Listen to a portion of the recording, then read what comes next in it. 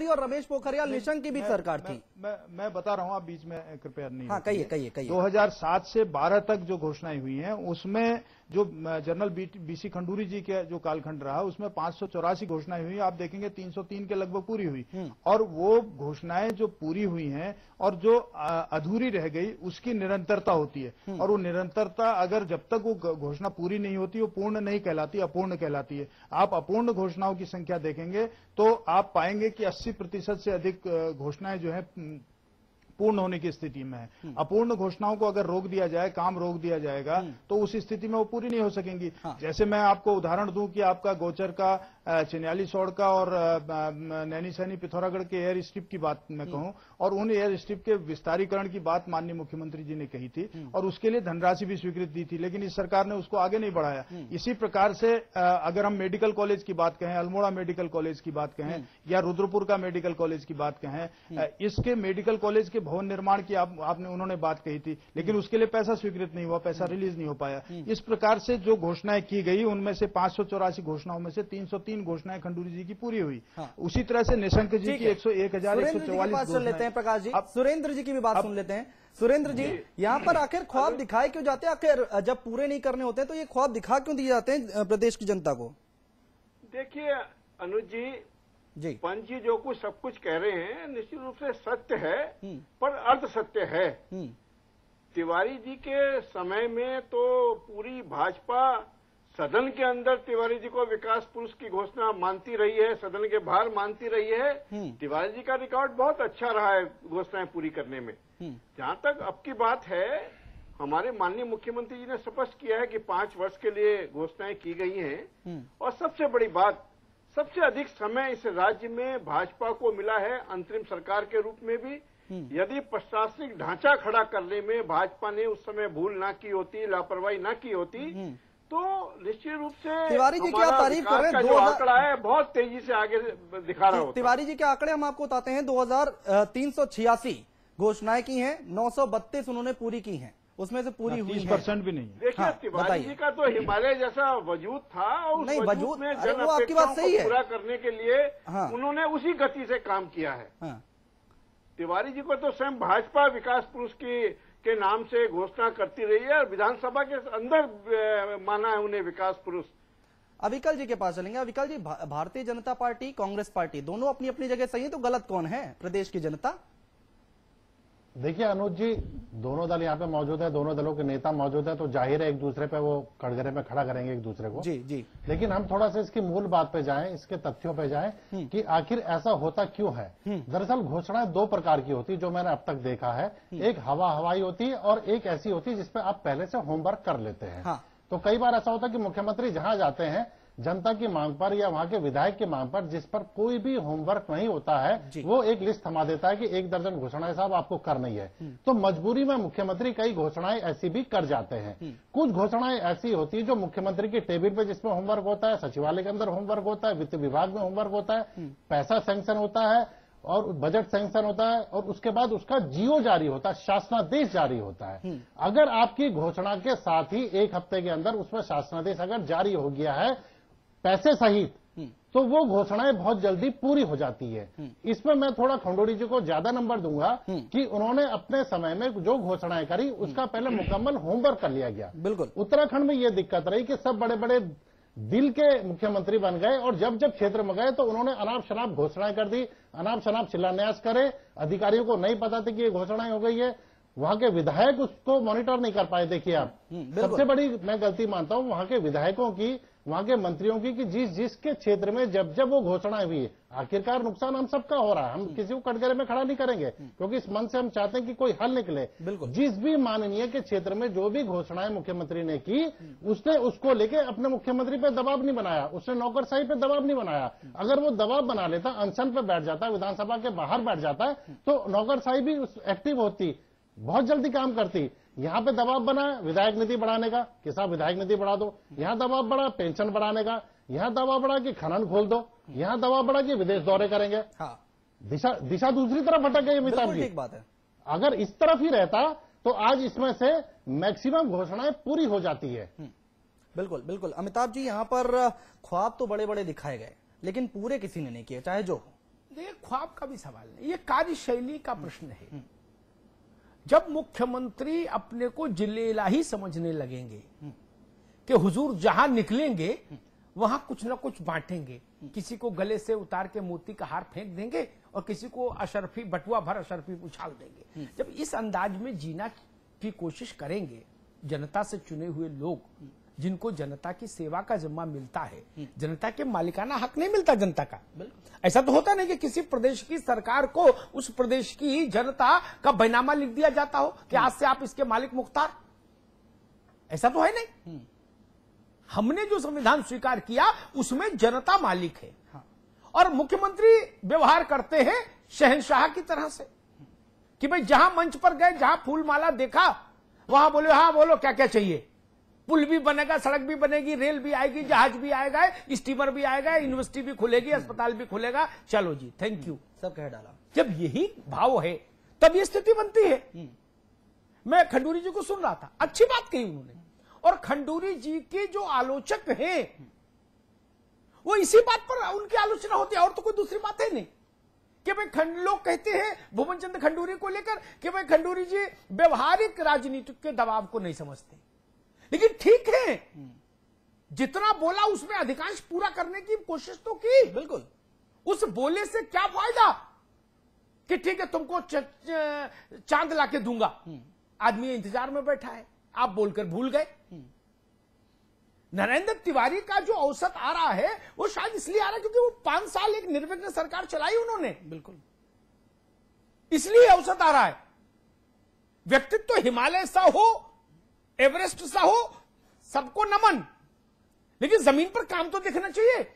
और मैं सिद्धांततः इस बात के बिल्कुल विरुद्ध हूं कि ऐसी घोषणाएं की जाएं जिनसे वित्तीय अनुशासन का कोई संबंध नहीं हो, ऐसी घोषणाएं नहीं होनी चाहिए। बिल्कुल उतनी ही घोषणा करिए जितने के लिए वित्तीय प्रबंधन आप कर सकें, अन्यथा जनता को छलावे में मत डालिए। बिल्कुल, प्रकाश जी के पास चलेंगे। प्रकाश जी, आप कुछ कहना चाह रहे हैं, लेकिन यहाँ पर एक सवाल ये भी बनता है, अभी हम आपको सुन रहे थे जब आपने ये बयान दिया कैमरे पे इससे पहले, तो आपने एक बात कही कि अभी की जो मौजूदा सरकार है उसमें 800 कुछ घोषणाएं की गई हैं, कुछ ही पूरी हो पाई हैं। 5 साल हैं अभी, 4 साल हैं अभी, अगर हम अब तक की बात करें कि प्रदेश की जनता को आखिर मिला क्या, बड़ा सवाल उठता है। आपकी भी सरकार रही है इसमें। देखिए, अगर आप केवल एक वर्ष की समीक्षा करना चाहेंगे तो उसका उत्तर मैं इतनी बात से दूंगा कि जिस समय राज्य की स्थापना बन रही थी और मुझे सौभाग्य मिला था कि इस राज्य की हर परिस्थिति का दृष्टा और साक्षी रहूं, और उस समय जिस समय राज्य बना था उस समय इस राज्य के ऊपर जो कर्ज का बोझ था वो कर्ज का बोझ 4,430 करोड़ रुपया था, और आज की स्थिति है इन 11-12 वर्षों के अंदर कर्ज का बोझ 17,292 करोड़ हो गया है।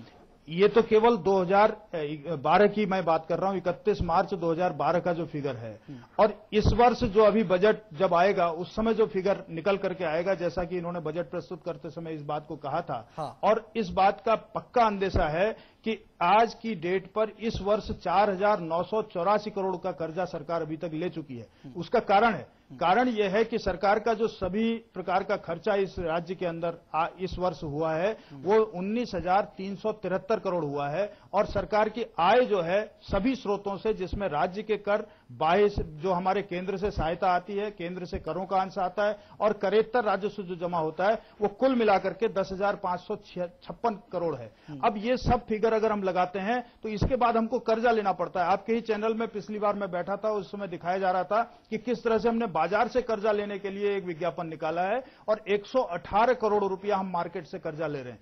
इस तरह से कुल मिलाकर के हमारी आर्थिक स्थिति यह हो गई कि हम कोई भी कार्य नहीं कर सकते, और उसका परिणाम क्या दिखा? इन्होंने बेरोजगारी भत्ते की बात कही और उसको अपनी पूर्ण घोषणाओं में दिखाया है। बेरोजगारी भत्ते की स्थिति क्या है आपकी जानकारी में होगा कि 7 लाख पंजीकृत बेरोजगार इस समय रोजगार कार्यालयों में प्रतीक्षारत हैं, और दिया है केवल बेरोजगारों को जो भत्ता दिया है वो 824 बेरोजगारों को भत्ता दिया है। वैसा है नहीं, और पैसे की स्थिति यह है कि अगर यही स्थिति रही तो मार्च के महीने का वेतन निकलने की स्थिति नहीं है, और ऐसे समय में घोषणाएं कहां से पूरी हो जाएंगी? अमिताभ जी गौर से इस बात को सुन रहे होंगे, ये बहुत गंभीर संकट इस समय उत्तराखंड के अंदर है, और ये गंभीर वित्तीय असंतुलन की ओर हम जा रहे हैं। एक और हमारी 5 साल की सरकार रही, और उस 5 साल की सरकार को 13वें वित्त आयोग में 1,000 करोड़ का बेहतर वित्तीय प्रबंधन के लिए पुरस्कार दिया गया था, और एक आज की सरकार है।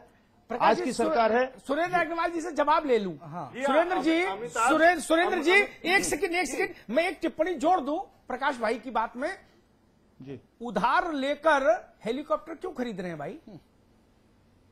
जी, अमिताभ जी, मैं पंजी की हर बात का बहुत सम्मान करता हूं। नेता विपक्षी पार्टी के बड़े शालीन नेता हैं, परंतु माननीय पंजी ये बताना भूल गए कि जब इस राज्य का निर्माण हुआ था तो विरासत में कितना कर्जा भाजपा ने इस राज्य को दिया, कैसे कभी 36 संशोधन कभी 29 संशोधन के द्वारा इस राज्य को कंगाल बनाने की जो साजिश भाजपा सुरेंद्र जी, प्रकाश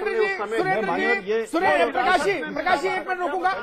नहीं, सुरेंद्र जी, अरे मैंने बताया ना 4,430 सुरेंद्र करोड़ रुपए का कर्जा विरासत में हमको उत्तर सुरेंद्र प्रदेश से जी, मिला, क्योंकि वो जनसंख्या के हिसाब से कर्जा केंद्र में भी कर्जा प्रकाश जी, नहीं, मुझे बहस संचालित करने दीजिए, मुझे बहस नियमों के अनुरूप संचालित करने दीजिए, मेरा सहयोग करिए। प्रश्न ये नहीं है, आज की बहुत स्पेसिफिक सवाल, पिन पॉइंटेड सवाल सुरेंद्र भाई आपके पास। इतनी सी बात प्रकाश पंत जी ने क्या कहा उसको एक क्षण के लिए भूल जाइए। हाँ। मेरा प्रश्न ये है भाई, कर्जा लेकर हेलीकॉप्टर क्यों खरीद रहे हैं घूमने के लिए? ये मूल सवाल, छोटा सा सवाल। मुझको नहीं लगता माननीय मुख्यमंत्री जी जो हैं कर्जा लेके मात्र हेलीकॉप्टर खरीदेंगे।